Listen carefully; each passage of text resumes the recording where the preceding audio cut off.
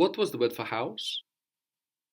Spiti. Spiti, which is actually related to hospital and hospitality, spiti. To say little house, you can change the ending of spiti to spitaki, so put in AKI, little house. Spitaki. So this means a little house in the sense of a physically small house, or just kind of like to make it cuter, like as you can do in English. I love your little house. No, it might not necessarily be small, it might just be endearing. How is the word for houses? Spitja. Spitja. So how might little houses be? Spitakia. Spitakia. How is the friend, a feminine friend? Ifili. Ifili. Tofili. Tofili is the kiss. The kiss, tofili. Tofili. How would you say a little kiss?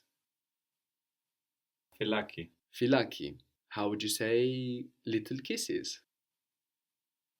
Filakia. And this is used on males, filakia, and also said as well when you're saying goodbye. Maybe somebody says filakia, little kisses.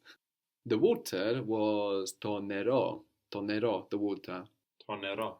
So you may notice that with certain words, it's very common to use this aki ending. Like for example, with water, maybe you would say, "Do you want a little water?" How would that be? Thes neraki. There's neraki. So this may mean a little water, or it just may mean when people refer to water, they use this cute ending, no? Because, really, if we wanted to say little, we would say there's ligo, no? There's ligo nero. So with some words, you might find it's used quite often, like with nero, neraki.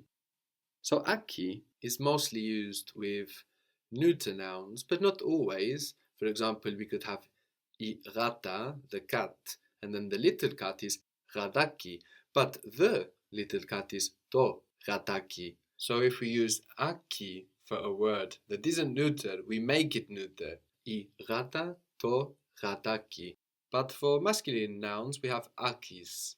What was George in Greek? Yorgos. Yorgos. Little George? Yorgakis. Yorgakis. And how would you call him? Little George, and you're calling to him. Yorgaki. Yorgaki. We have my name, no, Michalis. And how would you say like little Michalis?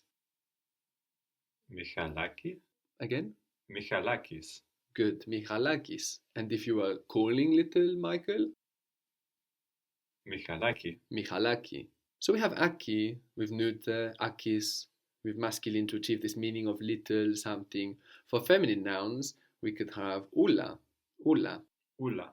Cardia, cardia. Maybe you can guess what cardia means. It relates to something in English. Cardiac. Like cardiac arrests. Heart. Heart, cardia. My heart. Imagine you're calling somebody my heart. Cardia. Cardiamo. Cardiamo. And how would you say my little heart? So we will take away the ending ia, both the I and the A of cardia, and we will add ula to get little heart. So how would that be? Cardula. Cardula. My little heart? Cardulamu. Cardulamu.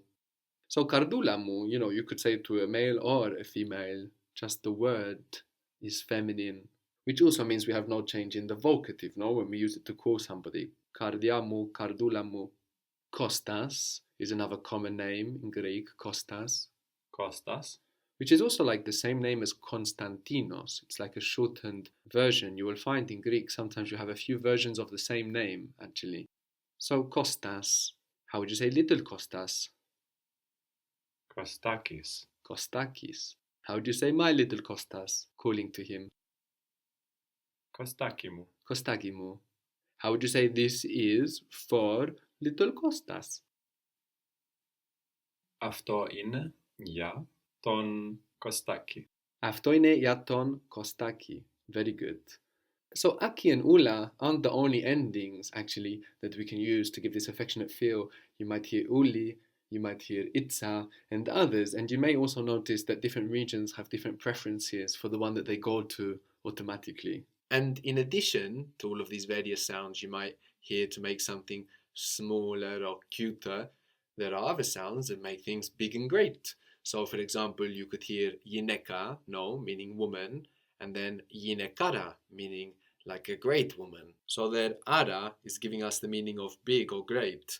So listen out for these in context, and also notice how some words tend to prefer certain endings. We won't use any of our possible endings for all words. So you will pick them up in context. And also this emphaticness of being cuter or smaller or big and great is often shown in the voice as well. And that will help us pick it out when we're practicing Greek.